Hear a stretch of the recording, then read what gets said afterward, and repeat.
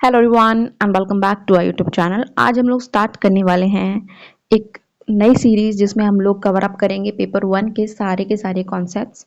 हम लोग सारी 10 यूनिट्स को कवर अप करेंगे एक एक करके। और रही बात पेपर टू की, तो I am covering paper two. Alright, तो अगर आप कॉमर्स के स्टूडेंट हैं और तो फिर आप क्या कर सकते हैं, मेरे चैनल पर सारी 10 यूनिट्स की वीडियोस पड़ी हुई हैं, आप उससे रिवीजन कर सकते हैं। और अगर कोई भी डाउट आता है तो आप कमेंट सेक्शन में कमेंट करके पूछ सकते हैं। ऑलराइट, चलिए स्टार्ट करते हैं। सबसे पहले यूनिट जो हम कवर अप करेंगे वो है टीचिंग एप्लीट्यूड। तो जब हम टीचिंग एप्लीट्यूड का जो यूनिट कवर अप करते हैं ना, इसको आपको जब पढ़ते हैं आप, ठीक है, इसको आप एज अ टीचर पढ़ें, ठीक है, तो आप ज़्यादा अच्छी तरीके से समझेंगे और आप अच्छी तरीके से समझेंगे तो फिर आप आंसर कर पाएंगे, ठीक है। इसमें कुछ बेसिकली ऐसा कोई टेक्निकल नॉलेज नहीं है जो आपको एकदम याद करना पड़े। कुछ है, अगर आप नॉर्मली भी समझेंगे, अगर आपको वर्ड का मतलब पता चलेगा, then you would be able to answer this question, ठीक है। अब इस यूनिट से बहुत सारे क्वेश्चंस आते हैं, ठीक है, because this is the most important unit I would say, क्योंकि आप एक ऐसे प्रोफेशन में घुसने वाले हैं जिसमें आप एज अ लेक्चरर वर्क करेंगे या फिर आप as a professor, assistant professor work करेंगे, ठीक है। तो यू नीड कि आपके अंदर ये कुछ क्वालिटीज़ होनी चाहिए कि आप एज अ टीचर पढ़ा पाएँ, ठीक है, डिलीवर कर पाएँ जो आप समझाने की कोशिश कर रहे हैं। ऑलराइट, चलिए स्टार्ट करते हैं। सो टीचिंग कॉन्सेप्ट सबसे पहले देख लेते हैं होता क्या है, ठीक है। So teaching is a kind of a social and a cultural process. अब यहाँ पर इट डिपेंड्स कि किस मोड में आप पढ़ा रहे हैं, ठीक है। अगर आप ऑफलाइन मोड में पढ़ा रहे हैं तो आपका तरीका अलग होगा, अगर आप ऑनलाइन मोड में पढ़ा रहे हैं तो आपका तरीका अलग होगा। और जो लर्नर है उनकी एक्सपेक्टेशंस भी उसी पर डिपेंड करती है कि वो किस तरह की नॉलेज गेन करना चाहते हैं, ठीक है, उसके हिसाब से। सो टीचिंग एक तरह का सोशल एंड कल्चरल प्रोसेस है जो कि इनेबल बेसिकली डिजाइंड है to enable an student to learn, ठीक है। अब अगर बात की जाए इस प्रोसेस की, तो इसमें एक इंसान है जो कि सारा इन्फॉर्मेशन डिलीवर कर रहा होता है, ठीक है। एक इंसान डिलीवर कर रहा है, that means he is providing the instructions to the learner, ठीक है, इन अ क्लासरूम सिचुएशन। अब यहाँ पे बहुत सारे लोग हैं जिन्होंने ये डेफिनेशंस दी हैं। So one of to definitions मैंने यहाँ पे लिखी हुई हैं। जैसे अकॉर्डिंग टू एनएल, ये इन्होंने क्या बोला कि teaching is a process of interpersonal influence aimed at changing the behaviour potentials of the other person, ठीक है। अब ये डेफिनेशंस खैर नहीं पूछी जाती हैं, ठीक है। सो इसको एक बार आप खुद से रीड कर लेंगे। ऑलराइट, अब आ जाते हैं कैरेक्टरिस्टिक्स ऑफ टीचिंग। टीचिंग के क्या कैरेक्टरिस्टिक्स हो सकते हैं, ये आप खुद ही अपने से समझ सकते हैं, ठीक है। आप खुद ही सोचिए कि क्या क्या कैरेक्टरिस्टिक्स हो सकते हैं। एक टीचिंग जो है एक डेवलपमेंट प्रोसेस हो सकता है, ठीक है, क्योंकि आप इस प्रोसेस में लर्निंग डेवलप कर रहे हैं, ठीक है, इंडिविजुअल में। Next is teaching is a result of behavioural change. फिर teaching is a science as well as an art. Teaching is a face to face encounter, ठीक है। अब ये ज़रूरी नहीं कि हो, बट हाँ, दीज आर सर्टेन कैरेक्टरिस्टिक्स, ठीक है। Next is teaching is a observational, measurable and modifiable, ठीक है। Next, teaching is a social process. फिर है teaching is about giving and receiving information. So teaching is not just a one way conversation, ठीक है, it's not a one way channel, ठीक है। यहाँ पे दोनों तरफ से हो रहा है, teacher is learning as well as he is teaching. Alright, next is teaching is a interactive process, ठीक है। अब ऐसा नहीं होता कि टीचर आकर डिलीवर करके चला गया, बट टीचर भी एक्सपेक्ट करता है कि सामने वाले जो स्टूडेंट्स बैठे हैं, जो चीज़ें सीख रहे हैं, लर्नर है, दे ऑल्सो रिस्पॉन्ड, ओके। और जब वो इंटरैक्टिव प्रोसेस हो जाता है ना, तो बच्चे अच्छे से समझ पाते हैं, एज वेल एज जो इंटरेक्शन की वजह से क्या होता है ना, टॉपिक जो आप किसी भी चीज़ में बात कर रहे होंगे तो बच्चे को भी समझ में आता है, एज वेल एज टीचर को भी एक नई चीज़ें पता चलती है, ठीक है। इट्स काइंड ऑफ इंटरेक्चुअल प्रोसेस, क्या कह सकते हैं, इंटरैक्टिव प्रोसेस, ठीक है। इंटेलेक्चुअल तो है क्योंकि टीचर अपना नॉलेज कन्वे कर रहा है, बट इसके साथ अगर इंटरैक्टिव हो जाएगा तो क्या होगा, दोनों को पता चलेगा, कुछ नई चीज़ें बाहर आती हैं, ठीक है। Next is teaching the skilled occupation. हर कोई टीचिंग नहीं कर सकता, जिसको नॉलेज होगी वही कर पाएगा। Alright, next is teaching facilitates learning, ठीक है। And teaching is both conscious and unconscious activity. Alright, so next पर आ जाते हैं हम। ये हो गए आपके कैरेक्टरिस्टिक्स ऑफ टीचिंग, ठीक है। अब आ जाते हैं ऑब्जेक्टिव्स से। What are the objectives of teaching. Teaching के क्या ऑब्जेक्टिव्स हो सकते हैं, आप एज अ टीचर सोचिए कि क्या क्या ऑब्जेक्टिव्स हो सकते हैं टीचिंग के, ठीक है। सो मेजरली कुछ जो ऑब्जेक्टिव्स हैं मेनली वो हैं, जैसे कि first is to bring desired change in the peoples, ठीक है। जो लर्नर है उनमें कोई भी अगर चेंजेस लाना चाहते हैं, ठीक है, एक मेन एम हो सकता है कि टीचिंग का। Next is to shape the behaviour and conduct. जिसको आप सिखा रहे हैं उसका बिहेवियर या फिर उसको चेंज करना, ठीक है, उसमें कुछ उसको शेप करना, मोल्ड करना, ठीक है। Next is acquisition of knowledge, ठीक है। टीचिंग का मेन एक ऑब्जेक्टिव ये भी हो सकता है कि you want the other person to get in knowledge about something, ठीक है। फिर है to improve the learning and skills of the student. Next is formation of belief. फिर मेजर ऑब्जेक्ट में एक आ गया to provide a social and efficient number of society. See इसमें जो ऑब्जेक्टिव्स हैं, ठीक है, these objectives may vary from different things, ठीक है। अब हो सकता है ज़रूरी नहीं सिर्फ ये मेजर हैं, ठीक है, these are certain major objectives, इनके अलावा और भी हो सकते हैं, ठीक है। आप एज अ टीचर सोचिए कि टीचिंग के क्या ऑब्जेक्टिव हो सकते हैं, as well as a learner सोचिए कि टीचिंग के क्या क्या ऑब्जेक्टिव हो सकते हैं, ठीक है। These are certain basic things. Next आ जाते हैं लेवल ऑफ टीचिंग पे, ठीक है। तो यहाँ से काफ़ी ज़्यादा क्वेश्चंस बनते हैं लेवल ऑफ टीचिंग से, because this is an important topic, ठीक है। यहाँ से मेजरली आपको एक इंडिविजुअल लेवल से क्वेश्चंस आ सकते हैं, ठीक है। What is memory level teaching और what you understand by understanding level of teaching, ठीक है। अब इसमें एमसीक्यूज बनते हैं। सो फॉर एग्जाम्पल आपको मेमोरी का पूछ दिया, बट आपको ऑप्शंस पे मेमोरी का एक ही ऑप्शन दिया होगा कि हाँ ये मेमोरी लेवल टीचिंग से रिलेटेड है, बाकी हो सकता नहीं दिया हो, ठीक है। अगेन क्वेश्चंस की बात की जाए तो देखो क्वेश्चंस मैं ऑलरेडी प्रैक्टिस करवा रही हूँ, आप वो भी देख सकते हो, उसकी सेपरेट प्लेलिस्ट बनी हुई है, आप क्वेश्चंस प्रैक्टिस कीजिए और वहाँ से कुछ समझ में नहीं आता अगेन आप वापस से वीडियोस देख सकते हैं, ठीक है। चलिए लेवल ऑफ टीचिंग में देख लेते हैं। सबसे पहले आपका मेमोरी लेवल टीचिंग, ठीक है, देन है आपका अंडरस्टैंडिंग लेवल टीचिंग, फिर है रिफ्लेक्टिव लेवल ऑफ टीचिंग। अब यहाँ पे ये डिपेंड अपॉन कि कहाँ पे थॉटफुल प्रोसेस चाहिए होता है, ठीक है, उसके हिसाब से इसको हम लोग वो कर लेंगे, डिवाइड कर लेंगे। जैसे मेमोरी लेवल में आपको सबसे कम चाहिए होती है, ठीक है, इतना सोचना नहीं पड़ता है memory, you have to just rote learn everything, ठीक है। इसमें चीज़ें जो बेस बनानी होती है, ठीक है, जहाँ पे आपको बेसिक कॉन्सेप्ट्स क्लियर करने होते हैं, वहाँ पर ये काम आती है, ठीक है। Next is understanding level of teaching. Understanding level of teaching में क्या होता है, you are understanding few things, ठीक है, उसमें आपको थोड़ा सा अपना दिमाग चलाना पड़ेगा समझने के लिए, ठीक है। रिफ्लेक्टिव की बात की जाए तो आपने समझना भी है और अपने उसको अप्लाई भी करना है, ठीक है, how it is going to work, okay. अब यहाँ पर हम लोग एक चार्ट के थ्रू देख लेते हैं, ठीक है। Okay, here is the chart. देखो लेवल ऑफ टीचिंग में सबसे पहले आपका रिफ्लेक्टिव लेवल, ये जबकि क्या होता है मोस्ट थॉटफुल होता है, यहाँ पे कुछ भी रोट लर्निंग वाली चीज़ नहीं होती है, ठीक है, मोस्ट थॉटफुल है। फिर उससे कम बात की जाए तो है आपका अंडरस्टैंडिंग लेवल, ये थोड़ी सा थॉटफुल है। फिर है मेमोरी लेवल। मेमोरी लेवल जो है सबसे लीस्ट थॉटफुल है, यहाँ पे सबसे कम सोचते हैं, because it's a kind of a rote learning, ठीक है, आप यहाँ पे रोट लर्निंग कर रहे होते हैं। अब आ जाते हैं, बात करते हैं मेमोरी लेवल की, ठीक है। सो फर्स्ट मेमोरी लेवल में क्या हो रहा है, it focus on rote memorization and recall of facts. तो यहाँ पे आप सारी चीज़ों को लर्न कर रहे हैं, ठीक है, रोट लर्न कर रहे हैं या मेमोराइज कर रहे हैं, ठीक है।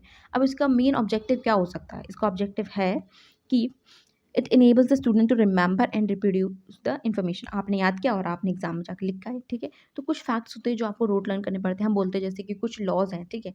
अगर वो लॉ है तो अगर आपको बेसिकली आप उसको अपनी लेवल से अगर अंडरस्टैंड करने की कोशिश करेंगे तो लॉ की लैंग्वेज चेंज हो जाती है। यहाँ पर चीज़ आ जाती है कि आपको उसको रोट लर्न ही करना पड़ेगा, मेमोराइज करके रखना पड़ेगा, ठीक है। यहाँ पे टीचर का रोल क्या रहता है, he is the presenter of information, teacher information देता है, ठीक है। एंड स्टूडेंट का रोल क्या रहता है, he is a passive learner, वो फोकस करता है ऑन मेमोराइजेशन, जो टीचर बता रहा है उसको याद करने की कोशिश करना, ठीक है। एग्जाम्पल देख लेते हैं, जैसे कि बेसिक लर्निंग होती है, जैसे हिस्टोरिकल डेट्स हो गई, ठीक है, वोकैबुलरी हो गई या फिर मैथ्स के फॉर्मूलाज हो गए, ठीक है। अब यहाँ पे इंपॉर्टेंट क्यों है ये, ठीक है, इंपॉर्टेंट इसलिए it because it builds up the foundation of the basic knowledge, ठीक है, तो बेसिक नॉलेज की फाउंडेशन बिल्टअप करता है। तो ये आपका हो गया memory level, all right. So next level आपका था वो है अंडरस्टैंडिंग लेवल ऑफ टीचिंग, ठीक है। तो अंडरस्टैंडिंग लेवल थोड़ा सा थॉटफुल हो जाता है, ठीक है। सो अब अंडरस्टैंडिंग में हम देख लेते हैं इसका फोकस किस पे रहता है। So focus is on comprehension and meaning learning, ठीक है। तो आप कोई भी चीज़ सीख रहे हैं तो आपको पता होना चाहिए कि थोड़ा सा थॉटफुल प्रोसेस है, ठीक है। ऑब्जेक्टिव क्या रहता है, help the student to grasp the concept and apply the knowledge, ठीक है, कॉन्सेप्ट भी समझना एज वेल एज उसको अप्लाई कैसे करना है वो भी पता होना चाहिए, ठीक है। यहाँ पर टीचर का रोल क्या रहेगा, he is a explainer discussion facilitator, ठीक है।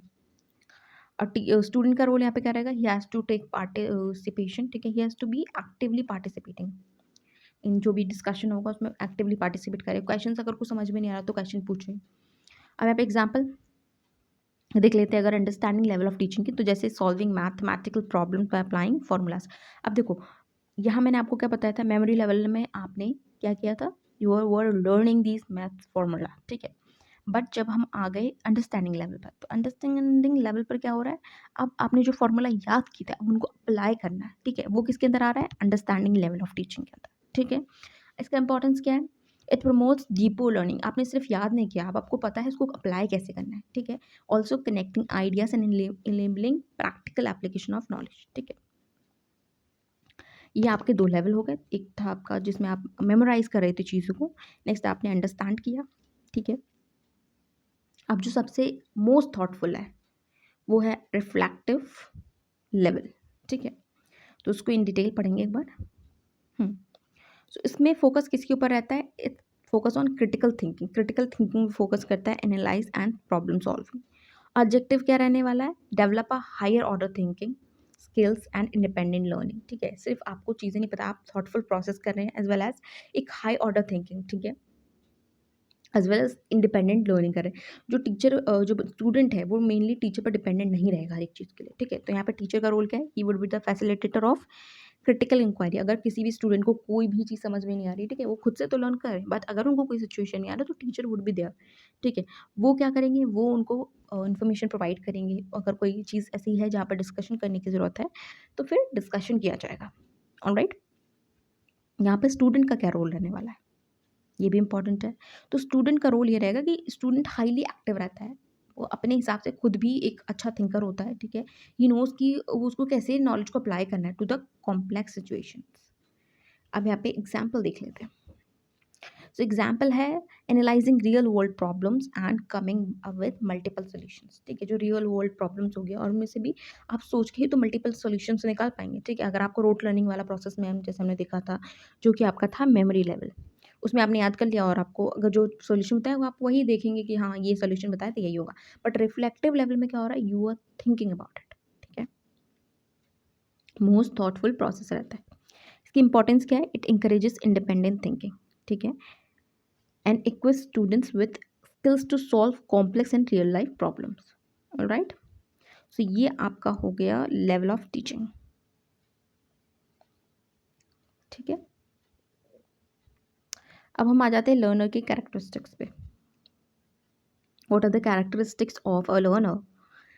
अब इसमें अडल्ट एंड अडोलसेंट, अब इन दोनों के बीच का डिफरेंस पता होनी चाहिए, then we will move ahead कि बाकी सब में इनका क्या डिपेंड करता है, ठीक है। कैरेक्टर के हिसाब से देखेंगे कि अकेडमिक में क्या है, सोशल में क्या है, एक इमोशनल में क्या है, ठीक है।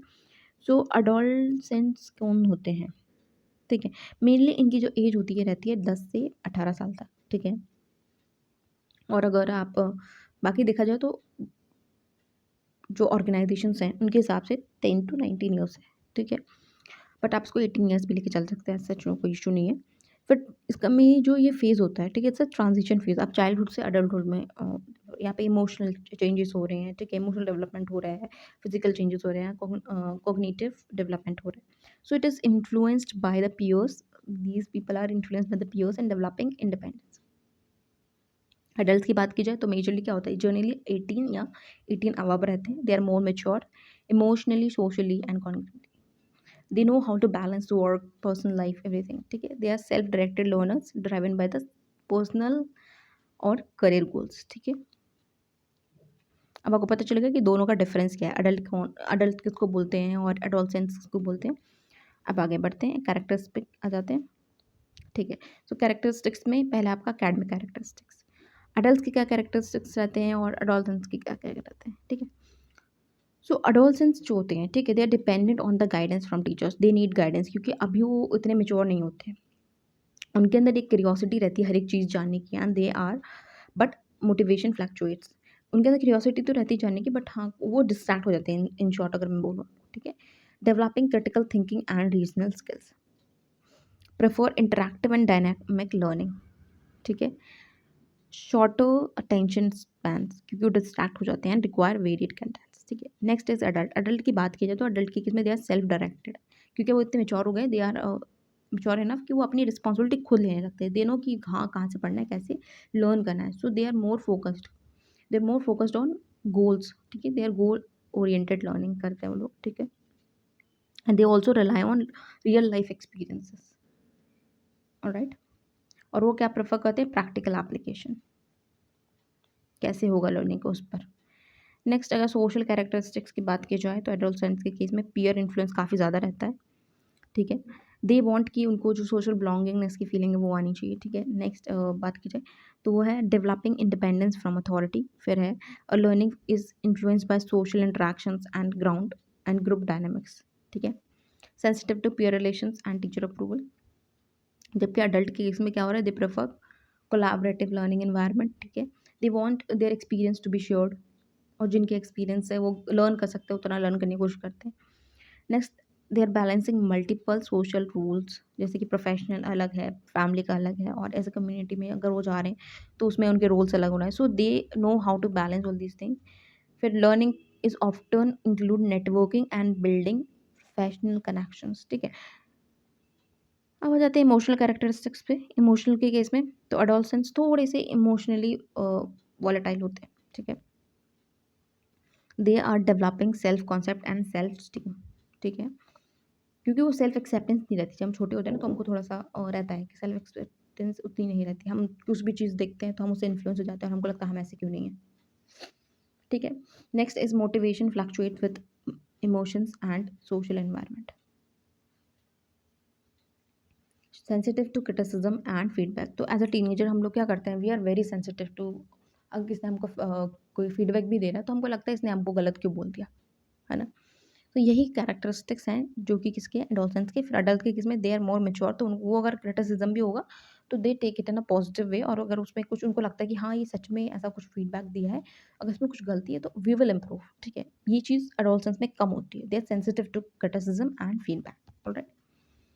Adults में they are more confident in their abilities but can experience anxiety while learning new things, driven by the intrinsic motivation for personal and professional growth.